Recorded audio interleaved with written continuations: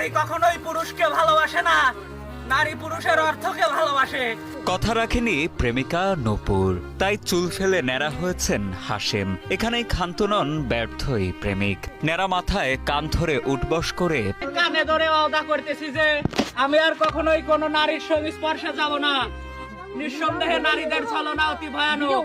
পানি মেশানো দুধ দিয়ে গোসল করে আর কখনো কোনো নারীর সংস্পর্শে যাবেন না বলে প্রতিজ্ঞা করেন হাশেম আল ওসামা নামের এই তরুণ। প্রয়োজন হলে আমি হিজড়া বিয়ে করব, তবুও নারীকে বিয়ে করব না। নিঃসন্দেহে নারীদের ছলনা অতি ভয়ানক। 4 বছরের প্রেমের সম্পর্কে প্রেমিকাকে দেখিয়েছিলেন অনেক স্বপ্ন, দিয়েছিলেন অনেক কথা। সেসবই কাগজে লিখে পাঠ করতে করতে স্মৃতিচারণ করেন ব্যর্থ এই প্রেমিক।